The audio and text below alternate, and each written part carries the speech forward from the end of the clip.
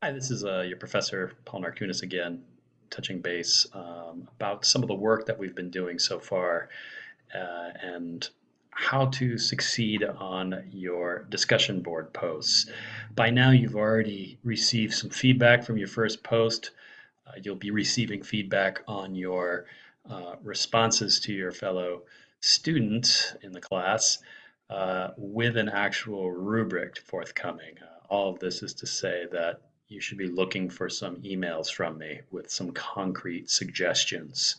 While I have your attention with this video, though, and in anticipation of the posts that you'll be doing by this evening, a few things to think about generally with uh, the last round of posts. Now, some of them were excellent, and some of them were dreadful or not very good. And I would I was very lenient in my grading of them this time, giving partial credit for a number of things. To remind you, there is actually a rubric for how to succeed on the discussion board posts in the syllabus. It's on the last page. Use it as a guide uh, as you prepare to do the next one. And I have a few points to make, and I'm going to have to read them to you, just so please excuse me for looking down. A general thing I would say on all of them, virtually all of them, is you really need to work on the analysis. Many of you kind of took the discussion posts as merely just an occasion to show, hey, I read the story, and here's my examples of how I've read the story. Um, and so what happened is a lot of the posts were basically plot summaries. I don't need plot summaries because I've read the story already. And what I'm much more interested in is your critical thinking, your analysis, and what you can do with those plot points and story. How you basically, through analysis, come up with an interpretation that is your own.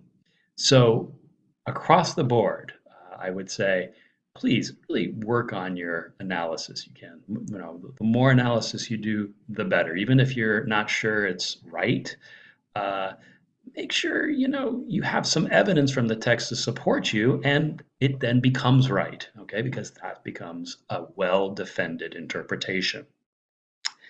Another thing just to keep in mind, most of you were very good about this, is to quote from the text uh, some kind of a passage from the text as support. Why do we do that? Um, the a quotation is your textual evidence. It's your evidence to support an interpretation. All of us have different interpretations potentially of the story. We may read it very differently, but the one thing we all share is the text. And so by providing a quote and then demonstrating how from that quote you've come up with this analysis, you not only provide a stronger analysis, you protect yourself, right? You basically say, hey, this is where it's coming from. You let the reader understand that it's coming from someplace, all right?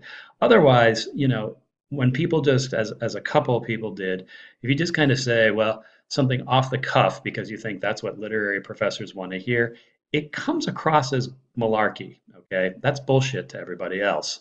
And it's pretty easy to see through. However, if you are providing a passage and then which is your evidence, and then providing the analysis, it really doesn't just appear like it's coming out of thin air. And it really seems like it's a legitimate argument, than one that you just kind of decided, well, it must be kind of like this just because I feel it's that way.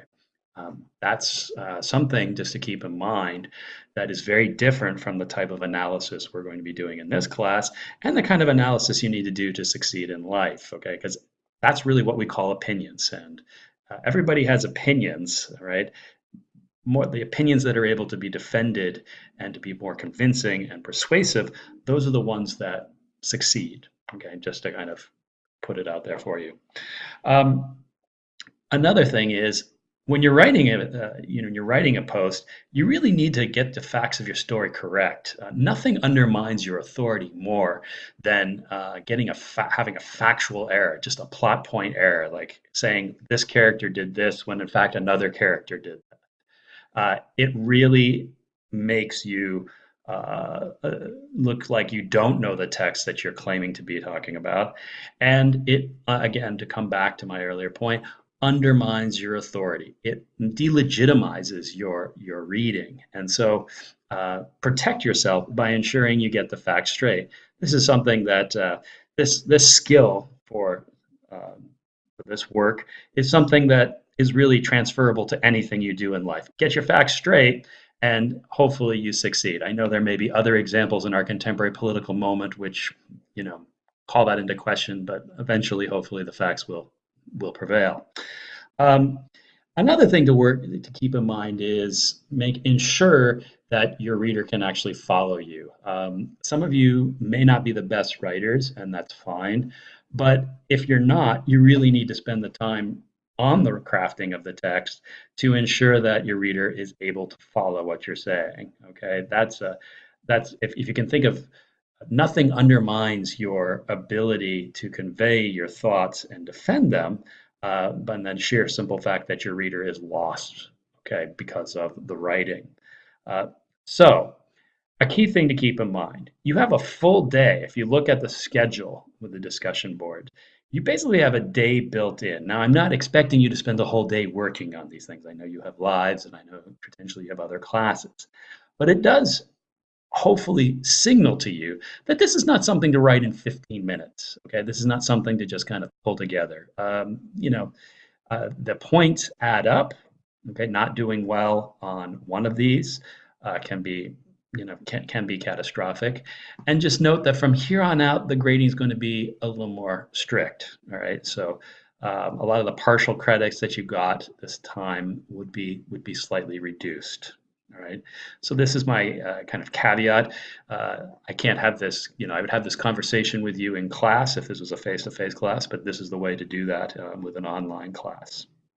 And so that's it for now. Look for a sheet from me, and I will also kind of give you an indication of a couple posts that were successful. They were ones that I think are some of the better models for you to potentially consider.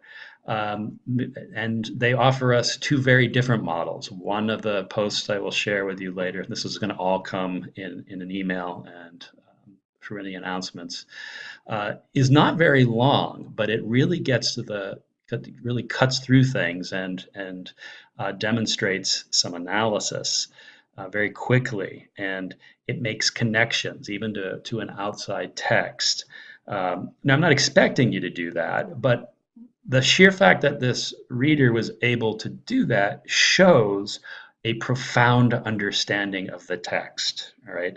And it's not something that is merely just kind of slapped together, right? So just the key idea to take away from this is that referencing the other text demonstrates not just that the person did more work, okay, which is fine, but not necessary, but it signals to me, which is replicated then in the entire post, that this author really understands the work.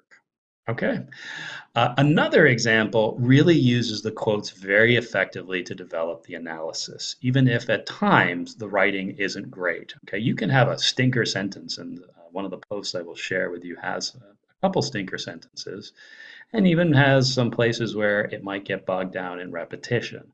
But nevertheless, there's a very clear and distinct line of argument. There's a proposal or a claim. There's evidence from the text to support that claim. And then thereafter, there is analysis. All right. And so all of this kind of really shows the author of this post taking control of the story, the analysis, and using the text, post text, for his or her own personal interpretation, with, again, the evidence from the text supporting this interpretation. Okay. So again, thank you, and please watch this all the way through. If you've missed something, if you can tolerate it, please watch it again. But also be looking for a couple of emails from me this evening before you do your posts. Okay, thank you.